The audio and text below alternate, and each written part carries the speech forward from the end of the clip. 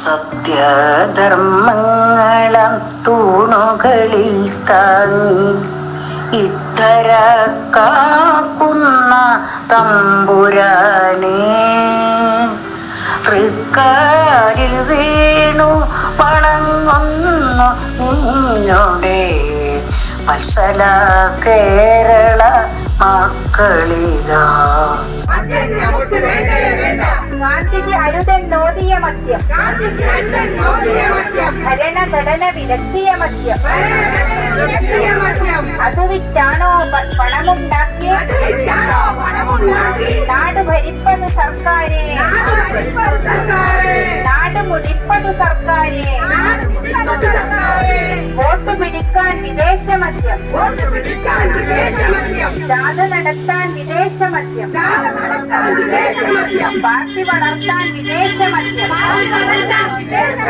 Party പിളർത്താൻ വിദേശ മദ്യം, അണികളെ നിർത്താൻ വിദേശ മദ്യം, അണികളെ വീഴ്ത്താൻ വിദേശ മദ്യം, മദ്യത്തിൻ മണമില്ലാതെ കേരള നാട്ടിൽ ഇടമുണ്ടോ? സ്വർഗസ്യ ബന്ധ നരകസ്യ ബന്ധ അഷ്ടാനർത്ഥവും കരകോപതന്തി എന്ന് ഭാരതം പഠിപ്പിക്കുന്നു. അത് കാളിദാസന്റെ പ്രയോഗം. എല്ലാവരും പഠിപ്പിക്കുന്നുണ്ട്, പഠിപ്പിക്കാത്ത കാര്യമില്ല, പക്ഷെ പഠിക്കുന്നില്ല. പഠിപ്പിക്കുക എന്നുള്ള ക്രിയ നടക്കണേ, തരുന്നു എന്ന ക്രിയ നടക്കണേ, വാങ്ങുന്ന ഒരാൾ വേണമല്ലോ. ആ പ്രതീക്ഷയിൽ തന്നെയാണ് ഞങ്ങൾ ഈ മലപ്പുറത്ത് വീണ്ടും വന്നിരിക്കുന്നത്. 15 കൊല്ലം മുമ്പാണ് മലപ്പുറത്ത് സമരം ആരംഭിച്ചു. 953 ദിവസത്തെ കഠിനമായ സത്യാഗ്രഹത്തിലൂടെ ഞങ്ങൾക്ക് നേടാൻ കഴിഞ്ഞത്, നാടിന് നേടിക്കൊടുക്കാൻ കഴിഞ്ഞത് രണ്ടാമത്തെ LDF ഭരണത്തിൽ നമ്മുടെ ജലീൽ മന്ത്രി അട്ടിമറിച്ചു പഞ്ചായത്തിന്റെ അധികാരം. അതുകൊണ്ട് ഇപ്പോൾ കേരളത്തിൽ ഇന്നലെ ഒരു ഉയർന്ന പോലീസ് ഉദ്യോഗത്തോട് ഞാനും ഓരോ സമയം ഫോണിൽ സംസാരിച്ചു. എന്തിനാണ് ഈ സമരം അവർക്ക് ഇനിയും ബോധ്യമായിട്ടില്ല. അങ്ങനെ സംവാദമായി മദ്യം നിരോധിച്ചാൽ ബ്രൗൺ ഷുഗറും മറ്റേ FDM കൊണ്ടൂല എന്നൊക്കെ പറഞ്ഞു. ഞാൻ അതിനൊക്കെ തൃപ്തികരമായ മറുപടിയും കൊടുത്തു. അദ്ദേഹത്തിന് ബോധ്യമായ അവസാനം ഈ സത്യാഗ്രഹത്തിന് ഉദ്ദേശ്യം അദ്ദേഹത്തിന് ഇന്നലെയാണ് ബോധ്യമായത്. അതേ ചോദിക്കാം, മദ്യം നിരോധിക്കാൻ പോകും, നിരോധിച്ച നാട്ടിലെ കാര്യമൊക്കെ തൃപ്തികരമായി 986 ഉദയഭാനു കമ്മീഷന് മുമ്പിൽ ഞാനായിരുന്നു കോഴിക്കോട് മറുപടി പറഞ്ഞത്. ഈ പരിപാടിയിൽ പ്രത്യേക അധ്യക്ഷനൊന്നുമില്ലാത്ത നിലയ്ക്ക് ഞങ്ങൾക്കിപ്പോൾ നിലമ്പൂർ താലൂക്ക് വളരെ ശക്തമായി വരികയാണ്. അഹമ്മദുട്ടി മാസ്റ്ററും അദ്ദേഹത്തിന്റെ ബ്രദർ പ്രൊഫസറും ആ താലൂക്ക് കമ്മിറ്റിയുടെയും ടൗൺ കമ്മിറ്റിയുടെ ഉത്തരവാദിത്വം ഏറ്റെടുത്തിട്ടുണ്ട്. മദ്യമാം രാക്ഷസൻ ഭീകര രൂപിയായി മത്തടിച്ചാർക്കുന്നു കേരളത്തിൽ. വിദ്യാലയത്തേക്കാൾ ദേവാലയത്തേക്കാൾ മദ്യാലയത്തിനു സ്ഥാനമേകി നാടു മൂടിപ്പോർക്കു ബോധമുദിക്കുവാൻ കാരുണ്യവാരിതെ കൈതൊഴുന്നേ. ഞാൻ കോളേജിൽ പഠിക്കുന്ന കാലത്ത് 1972 ആ കാലത്ത് പ്രൊഫസർ മന്മഥൻ സാറിന്റെ നേതൃത്വത്തിൽ ജാഥ വന്നിരുന്നു. ആ ജാഥ ഫറൂഖ് കോളേജിനടുത്ത് കൊക്കിവളവ് എന്ന സ്ഥലത്തുള്ള ഒരു ഷോപ്പിലേക്കാണ് ആ ജാഥ വന്നിരുന്നത്. അന്ന് വിദ്യാർത്ഥികളായ ഞങ്ങളൊക്കെ അത് കാണാൻ പോയിരുന്നു. അപ്പൊ ആ കാലത്ത് അതിനൊക്കെ അധ്വാനിച്ച ആളുകൾ NP അബു സാഹിബ് സാഹിത്യകാരൻ NP മുഹമ്മദിന്റെ പിതാവാണ്, NP മൊയ്തീൻ സാഹിബ് പിതാവാണ്, NP ഹാഫിസ് മുഹമ്മദിന്റെ പിതാമഹനാണ്. NP അബു സാഹിബിന് സ്വാതന്ത്ര്യ സമര സേനാനിയൊക്കെയാണ് അദ്ദേഹം. വളരെ സാത്വികനായ ഒരു വ്യക്തി. ഒരു ദിവസം കോഴിക്കോട് പട്ടാളപ്പള്ളി അസർ നമസ്കാരം കഴിഞ്ഞ് ഇറങ്ങുമ്പോൾ അദ്ദേഹം എന്നോട് പറഞ്ഞു, ഈ മദ്യനിരോധ പ്രവർത്തനങ്ങളിൽ നിങ്ങളൊക്കെ പങ്കെടുക്കണം, നിങ്ങളൊക്കെ അതിനെ സഹായിക്കണം, അത് നമ്മുടെ ദീനിന്റെ കാര്യം കൂടിയാണ് എന്ന്. അവരൊക്കെ മഹാന്മാരായിരുന്നു. അവരൊക്കെ തുടങ്ങി വെച്ച ഈ പ്രസ്ഥാനം അത് എങ്ങനെയെങ്കിലും നിലനിൽക്കുന്നു എന്നത് നമുക്കൊരു സന്തോഷം നൽകുന്ന കാര്യമാണ്. ഞാൻ ഇവിടെ നിൽക്കുമ്പോൾ സന്തോഷത്തിന് മേൽ ഒരു സന്തോഷമുള്ളത് മദ്യനിരോധ പ്രസ്ഥാനം ഒന്നായി ശക്തമായി പ്രവർത്തിച്ച കാലത്താണ് പല കാരണങ്ങൾ കൊണ്ടും അത് രണ്ടായിപ്പോയി. എന്നാൽ ഈ അടുത്ത് അത് വീണ്ടും ഒന്നായി തീരുകയും ഒന്നിച്ച് പ്രവർത്തിക്കുകയും ചെയ്യുന്ന അതിമനോഹരമായ ഒരു കാഴ്ചയാണ് ഇപ്പോഴുള്ളത്. അതിന് മുമ്പിൽ നിൽക്കുന്ന ആളുകളെ ഞാൻ അഭിനന്ദിക്കുകയുമാണ്. സംസാരിക്കുമ്പോഴൊക്കെ തന്നെയും ജീവിതത്തിൽ ഈ ഒരാശയം പറഞ്ഞുകൊണ്ടിരിക്കുന്ന ആളുകളാണ് ഈ ഇരിക്കുന്ന ആളുകൾ. മാഷും പത്മിനി ടീച്ചറും നർഗീസ് ടീച്ചറും മറ്റുള്ള എല്ലാ ആളുകളും ഈ രംഗത്തെ ഏറ്റവും ആദ്യമുള്ള ആളുകളാണ് ഇരിക്കുന്ന ആളുകൾ. ഇതിൽ രാഷ്ട്രീയമോ മറ്റൊരു വ്യത്യാസവും നോക്കാതെ ഇതിന് സഹകരിക്കണം എന്ന് അപേക്ഷിക്കുകയാണ്.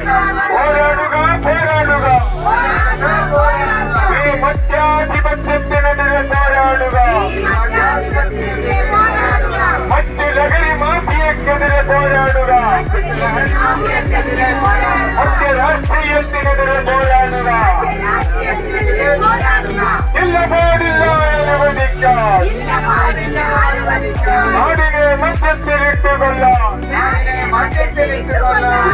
അനുവദിക്കില്ല ഞങ്ങൾ. മദ്യ മുതലാളി നാടുവാഴാൻ വരിക വരിക സഹജരേ, വരിക സമര സമയമായി. ആദരണീയനായ ഹുസൈൻ മടവൂർ എത്തിയിരിക്കുകയാണ്. അദ്ദേഹം നമ്മോട് സംസാരിച്ചു. എന്താണ് ഇവിടെ നടക്കുന്നതെന്ന് നമുക്ക് എല്ലാവർക്കും അറിയാം. ഇവിടുത്തെ ഗവൺമെന്റിനും അറിയാം, ഇവിടുത്തെ ജനങ്ങൾക്കും അറിയാം. പക്ഷേ ഇതിന് എന്ത് ചെയ്യണമെന്നുള്ളതിൻ്റെ അല്ലെങ്കിൽ എന്താണ് ചെയ്യേണ്ടതിനെ കുറിച്ചുള്ള കാര്യങ്ങളാണ് ചെയ്യാൻ മടിക്കുന്നത് എന്നാണ് ഞങ്ങൾക്ക് പറയാനുള്ളത്. അതുകൊണ്ട് ഗവൺമെന്റ് എത്രയും വേഗത്തിൽ ഞങ്ങൾ പറയുന്ന ആവശ്യങ്ങളെ എന്തായാലും തീരുമാനമെടുത്തേ പറ്റും. ഈ ആഴ്ചത്തെ മാതൃഭൂമി ആഴ്ചപ്പതിപ്പ് റിപ്പബ്ലിക് പതിപ്പിൽ ഡോക്ടർ MP ഹാഫിസ് മുഹമ്മദിന്റെ ഒരു ലേഖനമുണ്ട്. കൗമാരവും ലഹരിയും എന്നാണ് വിഷയം. ഞാൻ വളരെ ആകാംക്ഷയോടെയാണ് അത് വായിക്കാൻ കയ്യിലെടുത്തത്. കാരണം എനിക്കറിയാം മദ്യവുമായി ബന്ധപ്പെടുത്തി അദ്ദേഹം അത് കൊണ്ടുപോകും ആ ലേഖനമെന്ന്. പ്രതീക്ഷിച്ച പോലെ 2 ഖണ്ഡിക കഴിഞ്ഞപ്പോൾ തന്നെ അദ്ദേഹത്തിന്റെ ഒരു വാചകം, ഹാഫിസ് മുഹമ്മദിന്റെ വാചകം, മദ്യത്തിൽ നിന്ന് ലഹരിയിലേക്കുള്ള ദൂരം അധികമല്ല എന്ന വാചകമാണ് അദ്ദേഹം എഴുതിയത്. അദ്ദേഹം 2015 ഒരു സംഭവത്തെ ബന്ധപ്പെടുത്തിക്കൊണ്ടാണ് ലേഖനം തുടങ്ങുന്നത്. 2015 ഒരു പ്രവാസി അദ്ദേഹത്തെ വിളിച്ച് മകന് ഒരു സൈക്കോളജിക്കൽ കൗൺസിലിംഗ് വേണമെന്ന് ആവശ്യപ്പെടുകയും പ്രവാസിയായ മകൻ, അവിടെ പഠിക്കുന്ന മകൻ, MDMA എന്ന് പറയുന്ന അപൂർവ ഇനം, അന്ന് ഇന്ത്യയിൽ എവിടെയും MDMA ഇല്ല അദ്ദേഹം പറയുന്നു. ഗൾഫിൽ വളരെ അസുലഭ സന്ദർഭങ്ങളിൽ മാത്രം കിട്ടുന്ന ലഹരി വസ്തുവായി MDMA കണ്ടിരുന്ന 2015 നിന്ന് അദ്ദേഹം പറയുന്നു 2025 നമ്മുടെ ഗ്രാമപ്രദേശങ്ങളിലെ മുക്കിലും മൂലയിലും വരെ MDMA എന്ന് പറയുന്ന ഏറ്റവും മാരകമായ ലഹരി ലഭ്യമാണ്, സുലഭമാണ് എന്ന്.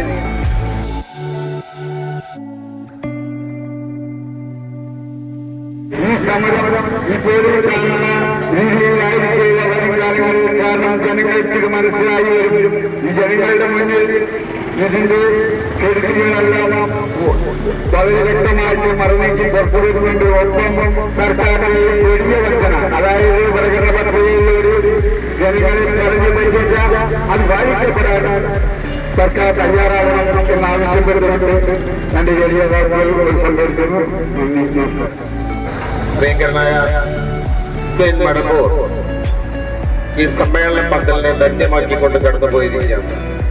ഇതുപോലെ സമൂഹത്തിൽ ഉന്നത സ്ഥാനീയരായുള്ള സാമൂഹ്യമായ പ്രതിബദ്ധതയുള്ള ആളുകൾ ഈ സമരപ്പന്തലിൽ വരുന്നത് നമുക്കേറെ ഗുണകരമായ ഒരു വസ്തുതയാണെന്ന് ഈ അവസരത്തിൽ അറിയിക്കുന്നു. പൊതുജനങ്ങളുടെ ദുരിതങ്ങൾക്കൊന്നും തന്നെ അല്പം പോലും ശ്രദ്ധ കൊടുക്കാതെ അധികാരപദത്തിൽ വിരാജിച്ചുകൊണ്ടിരിക്കുന്ന ഭരണവർഗത്തിലെ ആളുകൾ അവരുടെ വീടുകളിലേക്ക് ഇത്തരം ലഹരിയുടെ കടന്നേറ്റം ഉണ്ടായിട്ട് പോലും നിശബ്ദതയുടെ മൂടുപടമണിഞ്ഞുകൊണ്ട് ജനങ്ങളെ ആകെ വിഡ്ഢികളാക്കിക്കൊണ്ട് കടന്നു പോകുന്ന ഒരു കാര്യമാണ് നമ്മൾ കാണുന്നത്. പോലീസ് പറയുകയാണ് ഒഴിഞ്ഞ സ്ഥലങ്ങളിൽ, ഗ്രാമങ്ങളിൽ, അതുപോലെ ആദിവാസി കോളനികളിൽ ഒക്കെ മയക്കുമരുന്നുകൾ അവർ കൂമ്പാരമാക്കി വെച്ചിരിക്കുകയാണെന്നും അവിടെ നിന്നാണ് ഘട്ടം ഘട്ടമായി ഇവ ഒഴുകുന്നതെന്നും അവിടെ പോലീസ് എത്താൻ കഴിയുന്നില്ല എന്നുള്ളതാണ് മനസ്സിലാക്കേണ്ടത്. അപ്പൊ നമ്മൾ മനസ്സിലാക്കേണ്ടത് നാട്ടിലിറങ്ങിയ പുലിയല്ല കാട്ടിലുള്ളത് എന്നുള്ളതാണ്. കാരണം മഹാരമായിരിക്കുന്ന ശേഖരങ്ങൾ കടലുകളിലും കടൽ വഴിയും അതുപോലെ തന്നെ ഇതുപോലുള്ള മലയോര മേഖലകളെയും ആദിവാസികളെയൊക്കെ സ്വാധീനിച്ചുകൊണ്ട് ശേഖരിച്ചു വെച്ചിരിക്കുന്ന വാർത്ത നമുക്ക് തള്ളിക്കളയാൻ കഴിയുന്നില്ല. അതുപോലെ തന്നെ നമ്മുടെ കേരള സർക്കാർ കള്ള് ഷാപ്പുകളിൽ കൂടെ കുടുംബങ്ങളെ കൂട്ടി, അതായത് കള്ള് ഷാപ്പിനോടനുബന്ധിച്ച് ഭോജനശാല ഉണ്ടാക്കുകയും അവിടെ കുടുംബസഹിതം വന്നുകൊണ്ട് കള്ള് കുടിക്കണമെന്ന് നിർബന്ധിക്കുകയും ചെയ്യുന്ന ഒരവസ്ഥയിലാണ് നമ്മളൊക്കെ ജീവിക്കുന്നത്, നമ്മുടെ മക്കളൊക്കെ ജീവിക്കുന്നത് എന്ന് നിങ്ങൾ മനസ്സിലാക്കുക.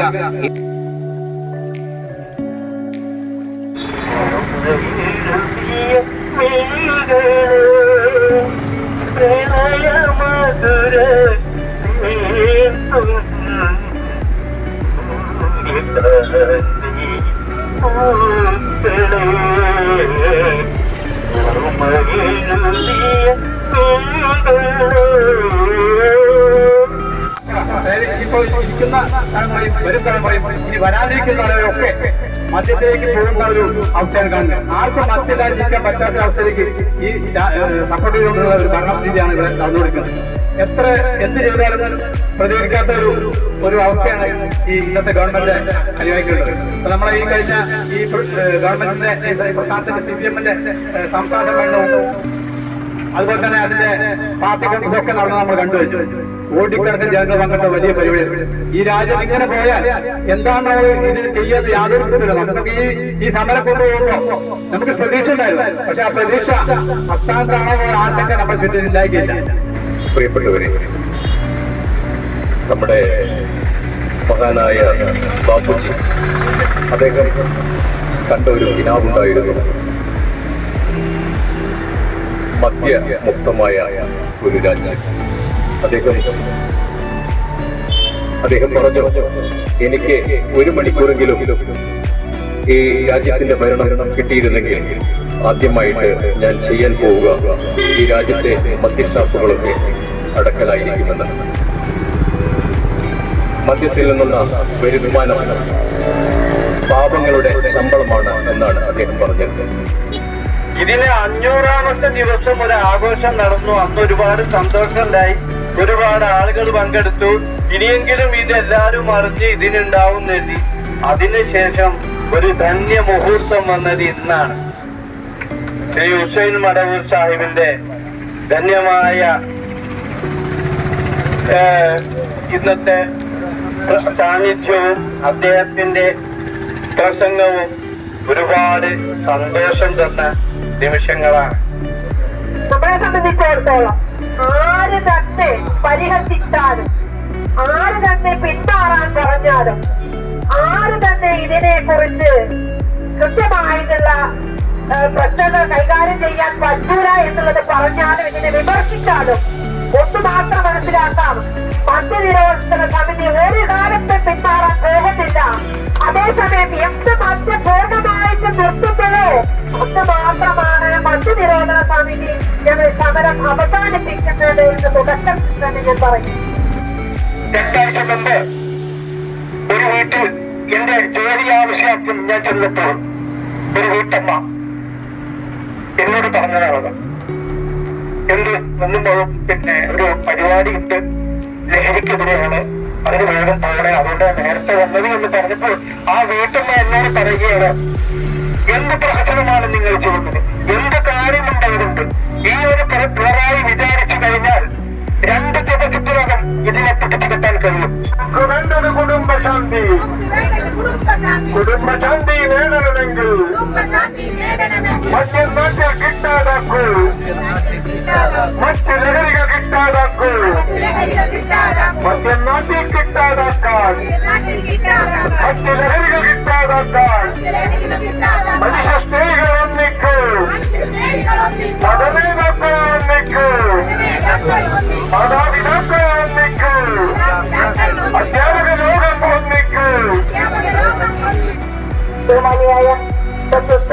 സൊസൈറ്റിയിൽ പഠിക്കും നമ്മളൊക്കെ ഒന്ന് നന്ദിക്കുക. അതുപോലെ തന്നെ ഇവരുടെ ഓരോരുത്തരുടെ ഞാനിങ്ങനെ പലപ്പോഴും ചിന്തിക്കാറുണ്ട്. വർത്തമാനകാലത്ത് ലഹരിക്കെതിരെ മദ്യത്തിനെതിരെ മറ്റ് ലഹരിക്കെതിരെ ഇതിനപ്പുറമുള്ള എന്താണ് നമ്മളെ കൊണ്ട് ചെയ്യാൻ കഴിയുന്നത്? ഈ സത്യാഗ്രഹമല്ലാതെ മറ്റെന്താണുള്ളത്?